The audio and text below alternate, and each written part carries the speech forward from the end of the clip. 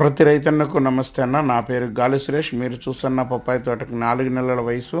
ఇప్పుడిప్పుడే flower setting, fruit setting అయితే జరుగుతూ ఉంది.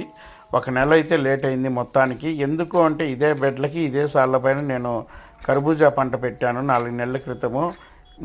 మూడు నెలలు పూర్తి కాలం పంట సమయం పట్టింది. ఒక నెల అయింది ఇప్పుడు తీసేసి పంటని. తీసిన తర్వాత చెట్టు ఇప్పుడిప్పుడే డెవలప్ అవుతూ ఉంది. దానివల్ల నెల అయితే లేట్ అయ్యింది.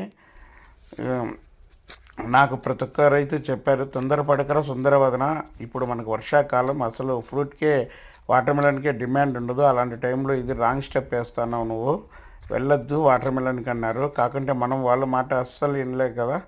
అందుకే ప్రయత్నం అయితే చేశాను. ప్రయత్నం చేసిన తర్వాత అయితే తెలిసింది కష్టానికి నష్టం కూడా జరిగింది. ఆ వర్షాకాలం వల్ల ఫ్రూట్కి సేల్ లేక పంట కూడా దిగుబడి తక్కువే వచ్చింది, రేటు కూడా తక్కువే ఉండింది. మొత్తానికైతే మనము ప్రయత్నం అయితే చేసి ప్రధాన పంటలో అసలు మొట్టమొదట వేయడమే తప్పు. ఏదన్నా పంట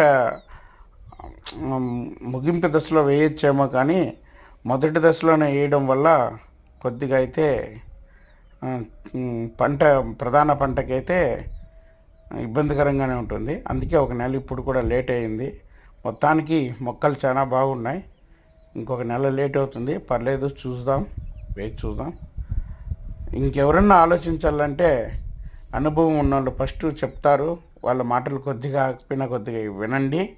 వింటే మనకు బాగుంటుంది. ఖచ్చితంగా పప్పాయిలో నాటడం, ఎందుకంటే ఆ స్పేసింగ్ యూజ్ చేసుకుందాం అనుకుంటారు, దానివల్ల నష్టమే ఎక్కువ ఉంటుంది.